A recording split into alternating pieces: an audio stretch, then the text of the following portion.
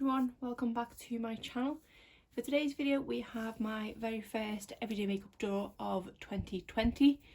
We are now into a brand new decade and I am actually filming this on New Year's Day, so happy New Year to everyone. This is obviously the first video I am filming of this year. At the moment I've not got any other ones in the pipeline to film as of yet, because I have decided I am going to take a short break from filming and uploading videos. I do have an exam coming up at the end of January, so I do need to really concentrate on trying to pass that, and then once that is over and done with I will make a decision what to do with regards to my channel. I've decided to carry on as normal and kind of film my everyday makeup draw, because that will mean I will be consciously thinking about the products I'm using throughout the month, and then I'll want to give my update in February. So that is my plan anyway. So why don't we go over the products that I tried throughout the course of December 2019, and then I will show you what items I'm bringing over for January 2020.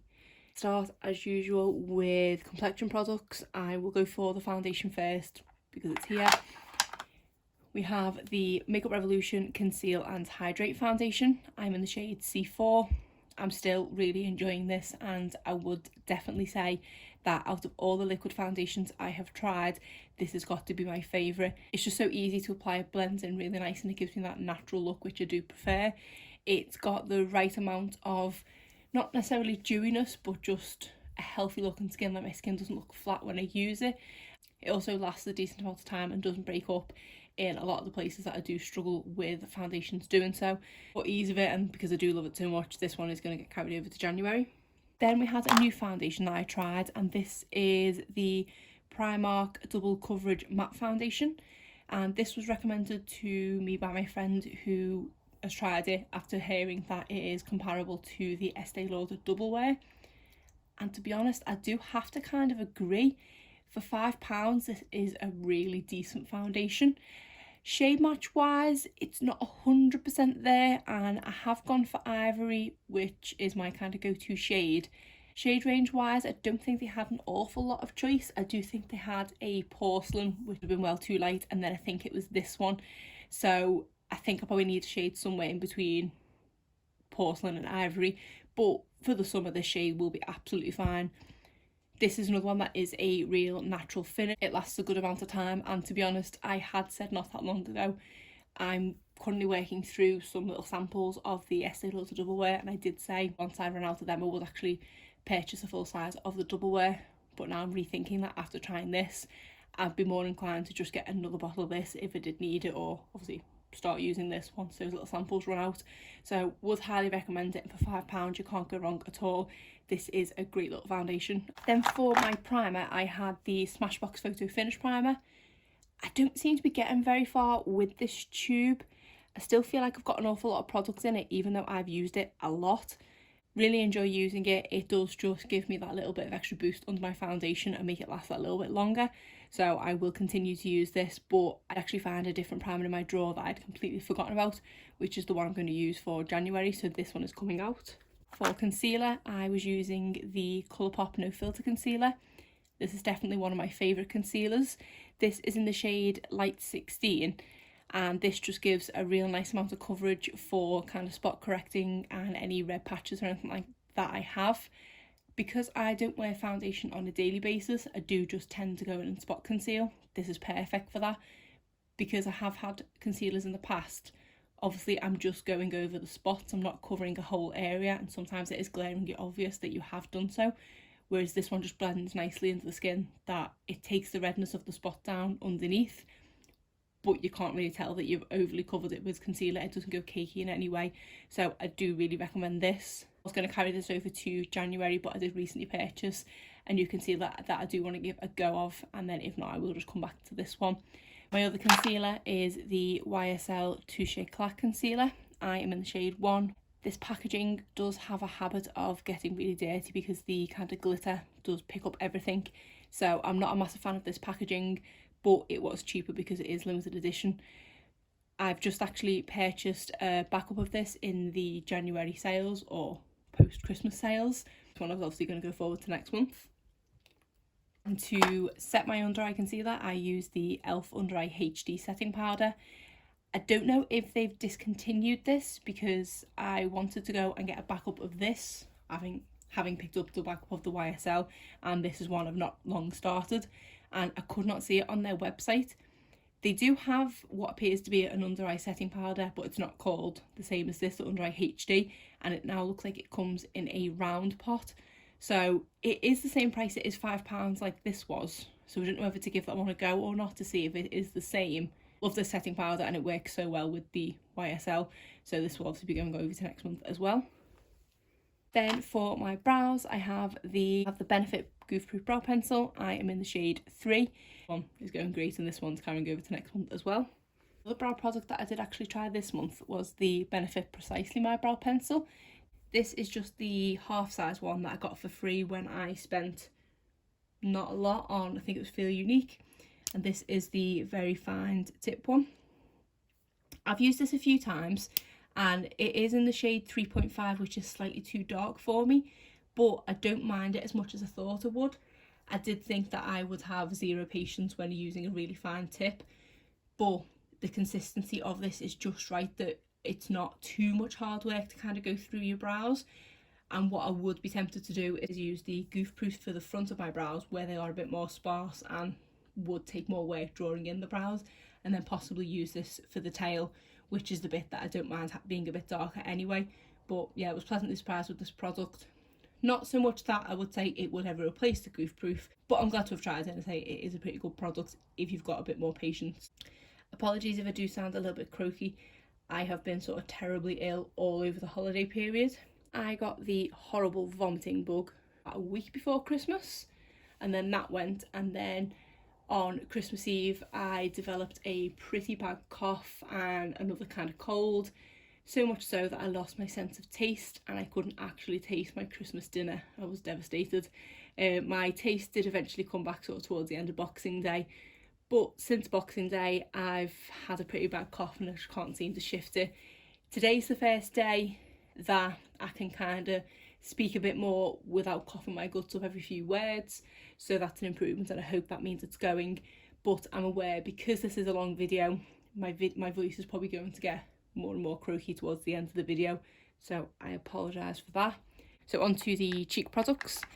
I will start first of all with this Tarte blush. This is an Amazonian clay blush in the shade Harmony, and this is one that I've probably been using consistently for about a year at this point, and I think it's time to call it a day.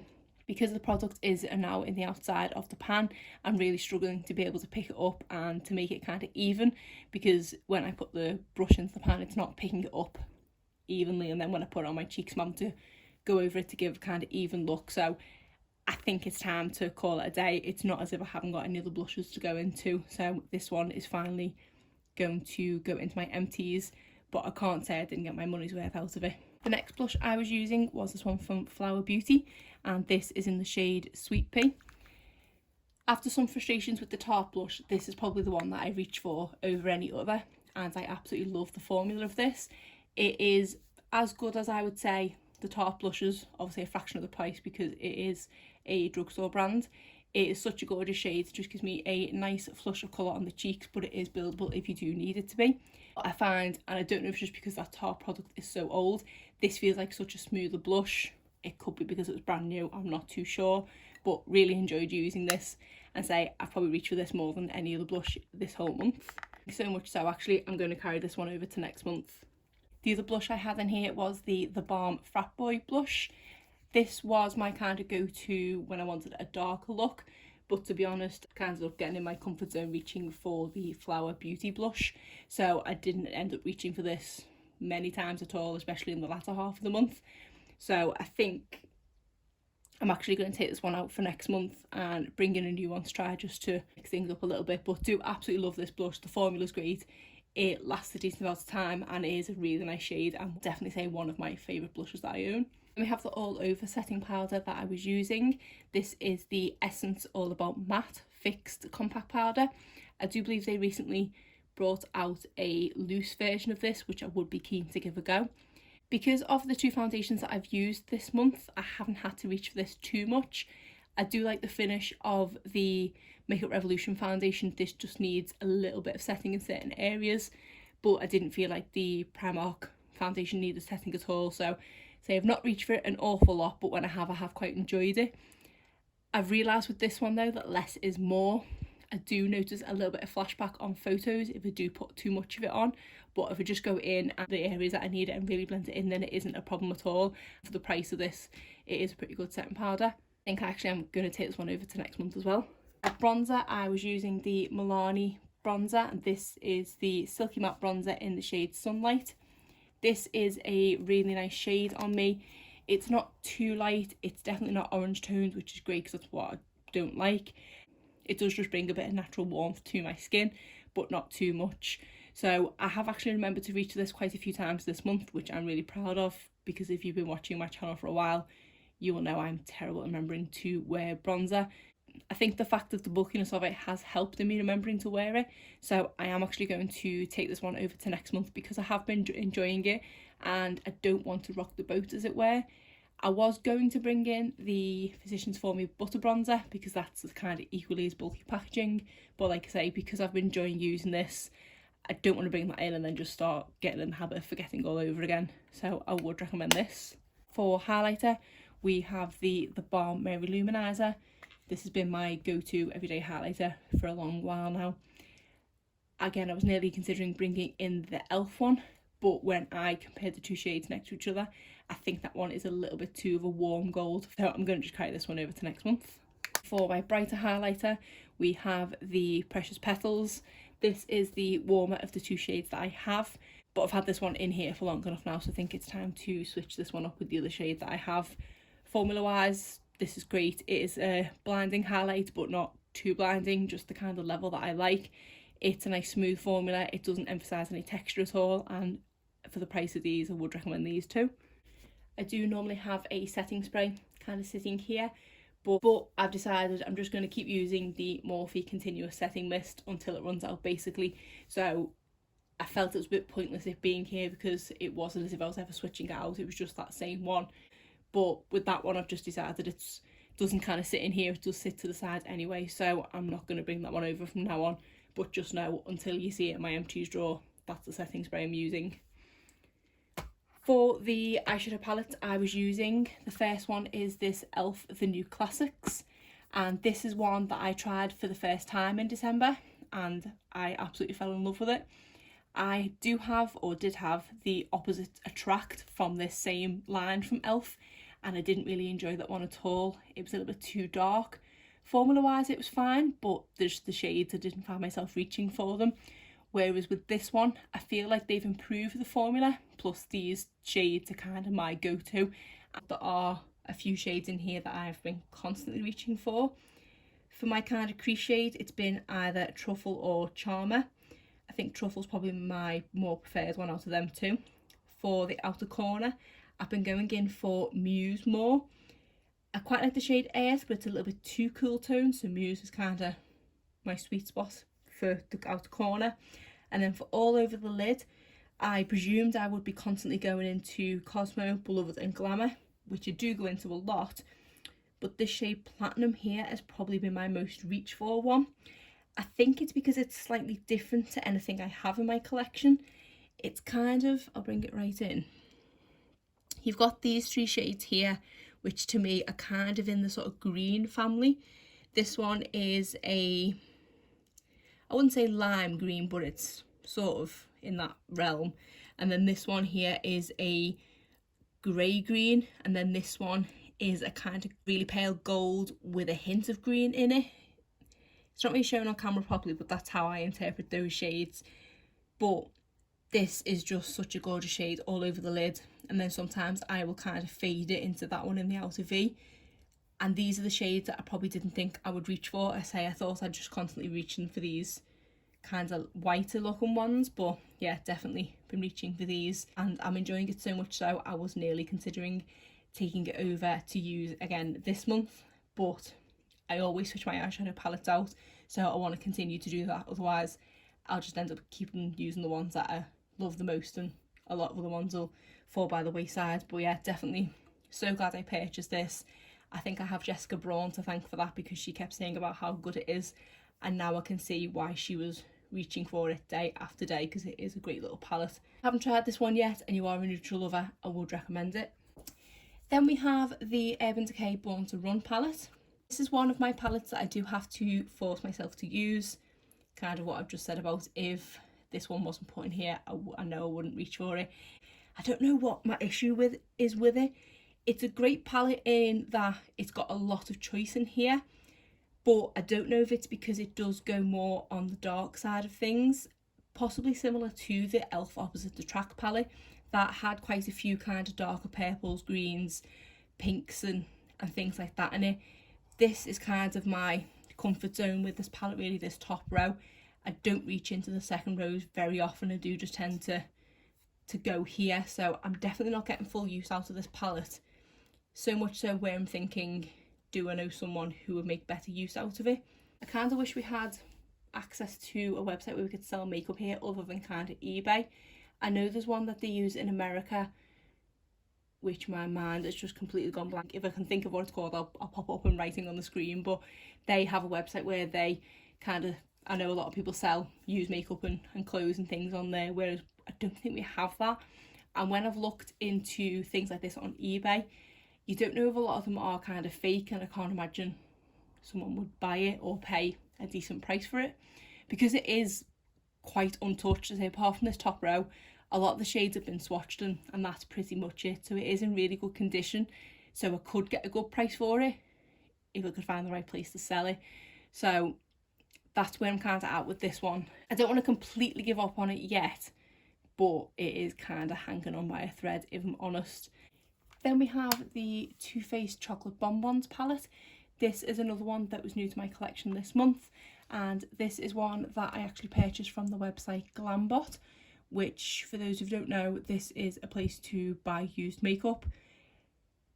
I know that kind of is just what I've been talking about, but this is based in the US, and I don't think they take makeup from the UK. This one did come slightly more used than it was stated. It did say that it was only 20% used, but quite a few of the pans do have quite large dips in them. May have been down to the cleaning process, to be honest, because they do give it a thorough clean and they basically scrape out the top layer of an eyeshadow to pass it on. But I only paid about £11 for it, which is, what's that, a quarter of the price of what they are, and I've definitely got more than a quarter of the product, so I've got no problem with that. I was pleasantly surprised by this palette. I picked it up because of the way I feel about the original chocolate bar that I own. I'm not a huge fan of it at all, and I did want to kind of change my opinion of the chocolate bar formula, and this definitely did that. Yes, okay, it's definitely not the best formula out there, but I say this has improved my opinion of the formula as a whole. I do feel like it is quite a dry formula. The shades in here definitely aren't of a creamy consistency or anything. Again, I don't know if that's due to the cleaning process, but there are quite a few nice shades in here, and I don't have the same issue as I do with the original chocolate bar, in that the shades don't really muddy together. I don't mind this palette at all. If I would have paid full price, I'm not gonna lie, I would be still slightly disappointed with the formula. But if I would have purchased this before the original chocolate bar, then I don't think I'd have such a thing against the chocolate bars to begin with. So definitely glad I got to try it, but it's not immediately jumped to the kind of top of my favourites list. And then the final palette we have is from BH Cosmetics. This is in collaboration with Sylvia Garni. This is such a pretty palette with a really nice array of shades in it. Yes, we do have some kind of dark purples in here, like in the Born to Run palette, but we have a lot more everyday neutrals to work with than in that one. I will admit, once I completely fell in love with the e.l.f. palette, I didn't reach for this one as much for the second part of the month, but when I did reach for it, I definitely did enjoy using it. Even using these two shades here on my eyes. Because of the size of the pans, I don't know if they're supposed to be for cheek highlighter. I didn't even think to actually use them for that, or even try them for that. Formula wise, as with other BH Cosmetics palettes I've tried, I do really like their formula. It is nicely pigmented, it does blend really nicely, and you don't get an awful lot of fallout with them. Really enjoyed using this, and even though I did get this one for free, if I would have paid for it, then I wouldn't be disappointed. This one I got when I spent, I think it was £15 with BH Cosmetics on Beauty Bay. this palette's worth about £20, I think, if you purchase it yourself, so I think that's an absolute bargain to get that for free. On to mascaras. This one we have is this Clinique Lash Power mascara. This used to be my go-to everyday high-end mascara, or one of the first high-end mascaras I ever tried, and I do really like it. It is a really long-lasting formula. I did find myself reaching for this an awful lot throughout the month for my lower lashes, because it does have a bit of a smaller brush, so it is kind of ideal for lower lashes. And to be honest, I think I might carry it over for next month just for that purpose again, to kind of use on my lower lashes, because it is really good. Then we have this one from Givenchy. This is the Disturbia mascara. This one is pretty nice. It does give me a decent effect on the lashes. Just have an issue in that it's scented. I don't think I've ever had a scented mascara before. And I mean scented in that it doesn't just smell like mascara smells. It actually smells kind of like perfumey and floral. Yes, you can't smell it as soon as you've applied it, but during the application process, it's not the nicest smell at all. So, not so much so that I'm going to stop using it. I do like using it. I do like the effects of it, but I definitely wouldn't go out and purchase a full size of this. I also find the wand slightly strange on this one. It is quite thick, as you can see, and when I was in Debenhams before Christmas, I did actually see a clean version of the wand. They did actually have it out, because I think that's one of its kind of selling points, and the wand itself does actually kind of look like the tube, and it's got a hole in the middle. It's quite hollow. It's a bit of a weird applicator, and I think because of that it does pick up a lot of product, but it doesn't end up clumping on your lashes, which is quite nice. It does just deposit the right amount. So it is a good mascara, but yeah, definitely not one I would go and purchase full size. Then we have the Wonderlash, and this is another one from Primark's beauty range, and again, another great product. I've probably reached for this mascara more than any of the other ones that I had in here, because it is a great mascara. I can't remember how much I paid for it, but it was definitely under £5, and it is one I would consider repurchasing again. I would put this in the realms of quite a few of the ones from Essence that I love. It gives a lot of length with just the right amount of volume, and also separates, lifts and curls the lashes. It kind of does everything. I say I've ended up coming away with 2 products from Primark that I would repurchase once I've run out of what I've got. So yeah, that one was definitely a hit. We have the Too Faced Damn Girl mascara. This one didn't quite get enough love this month because I was reaching for the Primark one so much. What I've tried, it's an okay mascara. It's definitely not my personal preference, but it's not as clumpy as I thought it was going to be, which is good. I'm not a huge fan of clumpy mascaras, which is why I tend to go for lengthening ones over volumizing ones. This was pretty good in volumizing without being clumpy, but this was one of those mascaras that it made my lashes feel a bit more fluffy, if that makes sense, which is not what I normally go for, but I did quite like the effect of it. So much so, actually, I think I might carry this one over to next month as well, just to give it that little bit more loving and kind of make a full decision on whether I did like it or not. For my eyeliners, I had 2 from Colourpop. This one is the Colourpop BFF Cream Gel Liner in the shade Mr. Bing, and then this one is the Colourpop Liquid Liner in the shade Numero Uno. I don't think I've reached for this once this month. I'm just really out of the kind of black winged eyeliner phase at the moment. I'm going to carry it over to next month because I do need to use it up, and it's there to grab if I need to, but it takes too much effort to apply black eyeliner. I just haven't got the patience for it these days. But in that sense, this one is kind of good to do in a hurry, really, because it doesn't take too much precision. And then with this one, because of the festive period, I've worn my contact lenses more than I normally would, and I struggle wearing eyeliner in my waterline when I have my contact lenses on. It really irritates my eyes. So this is one I only kind of reach for when I'm wearing my glasses. I've reached for it a few times. It's not a bad brown eyeliner. I've definitely tried better. Application wise, it does take a little bit to kind of apply it. It's not as smooth as I thought it would, but once it's on, it is pretty long wearing, so not too bad. I think I'll just carry this one over as well. And for a couple of other eyeshadows, first one we have is the Essence Metal Shock eyeshadow. This is just a liquid eyeshadow. I really do enjoy this. I can't compare it to the Steeler, as I've never tried a Steeler one, but I know a lot of other brands have brought these out in the meantime, and this is really nice. It doesn't crease and it dries quite quickly. Do get a little bit of glitter fallout by the end of the day, but nothing major. It doesn't end up all down my face, so I would recommend these. And then we have one of these jelly shadows from Colourpop. This one is in the shade Sweet Dreams. This is a pretty nice formula as well. It does take a little bit of getting used to because of the jelly consistency, but once I got the hang of it, I did quite enjoy it. This one, however, does end up kind of all over your face, especially when you're trying to remove it.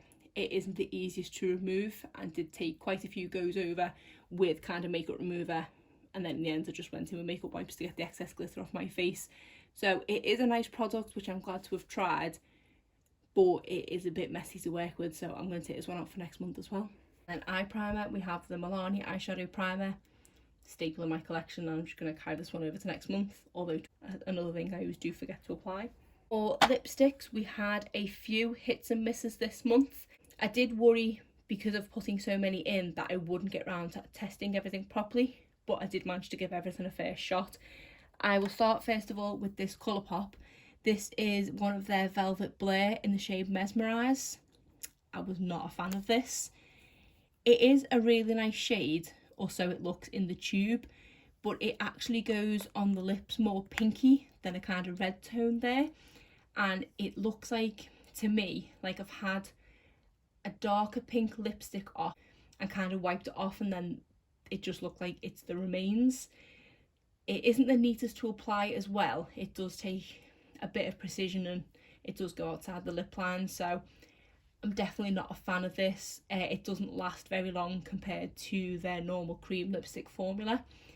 It also doesn't fade very gracefully, but you do end up with a kind of line around your lips with this one. So I'm glad to have tried the formula because I did really want to try it, but I'm also glad that I did only actually pick up one shade because this formula is definitely not for me, and I think I'm probably going to pass this one on to someone else, to be honest. We have this Dose of Colours liquid lipstick, and this is a Mauve Story. This was in collaboration with, I think it was Desi and Katie, so it does have slightly different packaging. I've only tried minis of the Dose of Colours liquid lipstick before, and I do really like the formula, but I don't think this is quite the same formula. It's still really nice and it does go on well and last a decent amount of time. It's just not quite as comfortable. I feel like it's a little bit more drying. Shade wise, it is a nice shade. It's just a little bit too pale on my lips.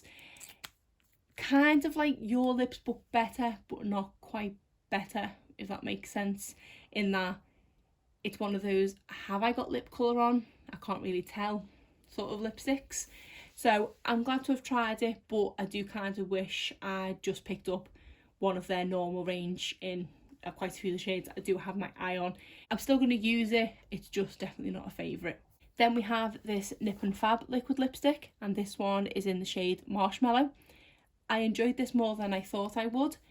The shade is a little bit too light for my preference, but not too light in that I can't get away with it kind of thing. I do really like the formula of this. It was decently long lasting, really comfortable, and did fade gracefully. So I'm glad I've got to have tried this, and I think I do have another couple of shades of these, one of which I know definitely isn't the right colour shade for me, but I'll be keen to try the other one that I've got because I do quite like the formula. We have this liquid lipstick from Anastasia Beverly Hills. This one is in the shade Grim. I'd say that's a pretty fair description. It is pretty grim. I don't like the formula of these at all. One of the worst liquid lipstick formulas that I've tried. It's just not comfortable. It's not the easiest to apply, and it doesn't last the best amount of time, and also the shade is not good. It is a kind of greyish colour, and it just does not suit me at all. It's actually darker on my lips than it looks in the tube, so it is quite kind of gothic looking, which isn't my style, and it just does not, it's just not good. So I think this is another one that I'm just going to have to bite the bullet and possibly declutter, because I just know I'm not going to reach for it. Then we had this collection of liquid lipsticks from Primark. I don't think they have shade names on them. No, they're just the three. It was a pack of 4, but one of the shades was definitely not the right kind of shade for me, so I just thought I'd give these 3 a go. Out of the 3, I would say this is probably my favourite shade, which is kind of the middle shade. This one is a little bit too light. This one is a little bit too berry toned, but formula wise they are really good. I completely forgot that I've tried 3 different Primark products. These are supposed to be kind of dupes for the Huda Beauty liquid lipsticks, and I would agree with it, to be honest. I do have one of the original variations, and then I've also recently tried the demi matte formula. I've ended up liking the demi matte formula more. The formula of these is definitely very comparable to the original Huda liquid lipsticks. Equally as comfortable, equally as long lasting, a fraction of the price. I think I paid £4 for a set of 4 of these, whereas a full size of one of the Huda ones is about £18. Size wise, I'm not too sure what the comparison is, and I also don't know if they do these in full size or you do just have to buy the sets. Because not all the shades are for me, I don't mind too much that only one's worked, because I probably would be happy to pay £4 for that. So I'm glad to have tried it, and again, another product I would definitely consider repurchasing in the future. The next lipstick we have is one from Tarte. This is Berry Crush and is one of their Glide and Go buttery lipsticks. Knew the shade wasn't going to be the best, which was fine, but I thought for Christmas it might be quite nice. This just wasn't what I expected it to be at all. I was very surprised when I started applying this lipstick that it was actually minty. When I opened it to have a look at the colour, I didn't get any smell of mint. It seemed to be when I first started using it and took kind of the top layer off, that's when the mint came through. But I'm not a massive fan of mint lipsticks anyway, but the mint to me was kind of like the smell of already chewed up chewing gum. Sorry, that's kind of gross, but that's just immediately what sprung to mind. So I kind of couldn't get past the mintiness of it. The shade itself was pretty nice, but it was definitely more sheer than I thought it would be.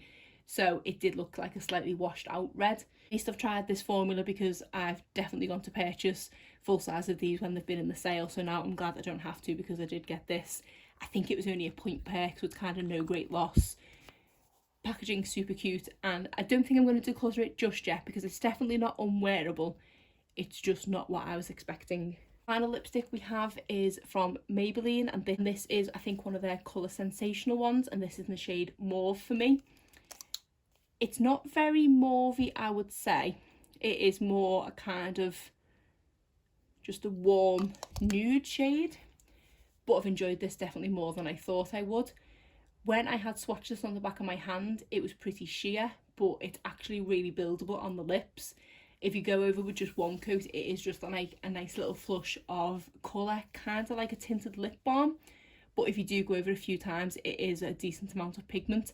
And for the kind of formula that it is, it does last a decent amount of time and it fades really gracefully.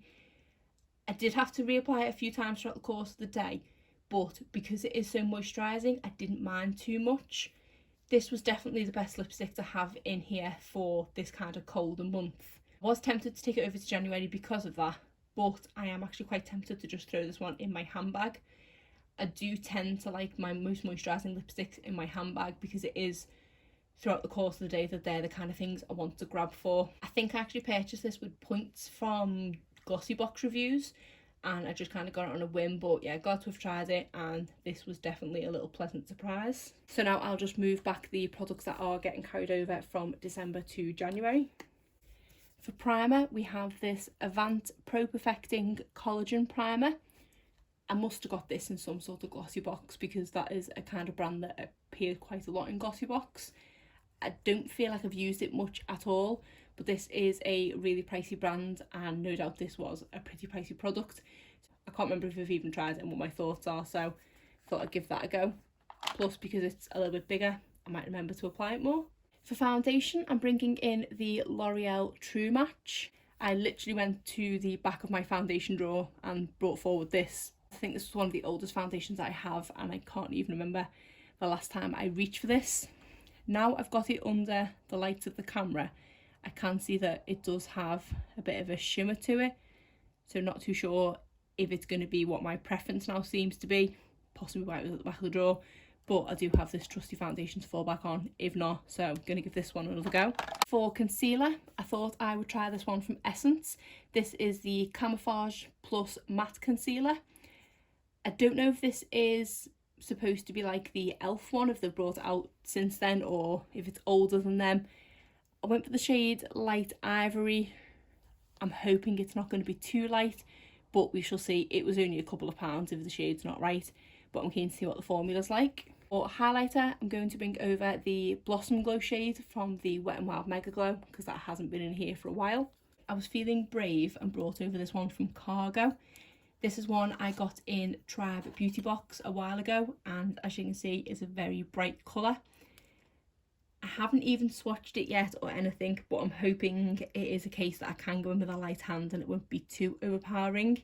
I'm intrigued to see what the formula's like. I'm intrigued to see how long lasting it is, but if it is too overly pigmented, then I'm not going to force myself to use it, and I'll pass it on to someone who made better use out of it. But super cute packaging, if a little bulky. For eyeshadow palettes, I'm going to bring in the newest one in my collection, which is the Douce palette by Juvia's Place. The pan sizes in this are just ridiculously huge.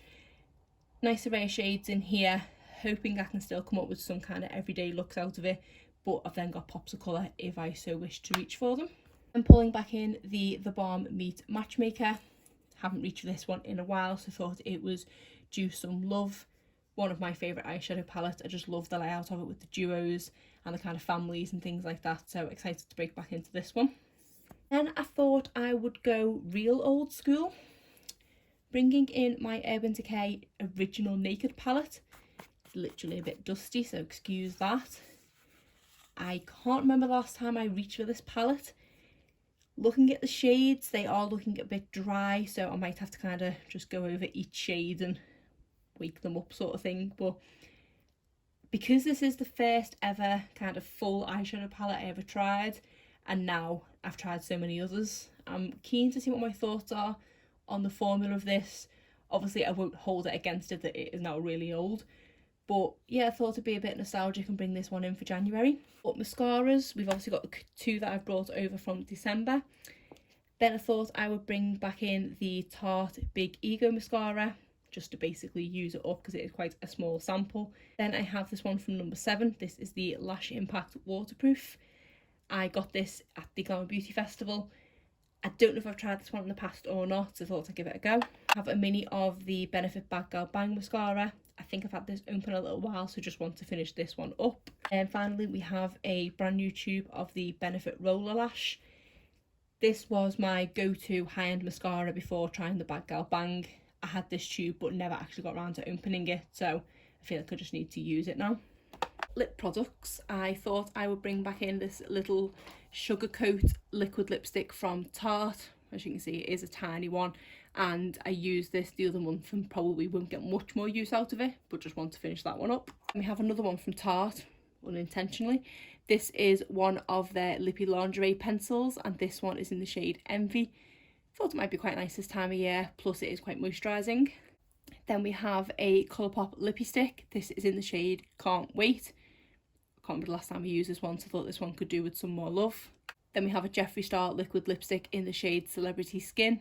Again, haven't reached for this one for a while. Thought this one could do with some love too. And again with this one, which is Pixie by Petra, and this is in the shade Evening Rose. You can see where it's actually just been sitting upright, so this one definitely needs some use to bring it back to life. And then finally, I thought I would bring back in my Physicians Formula Healthy Lip, and this one is in the shade Bear With Me. That's it for my everyday makeup drawer and the makeup I intend to use over the course of January. So that's it for today's video. If you did enjoy it, please give it a thumbs up and subscribe if you're not already. Thanks.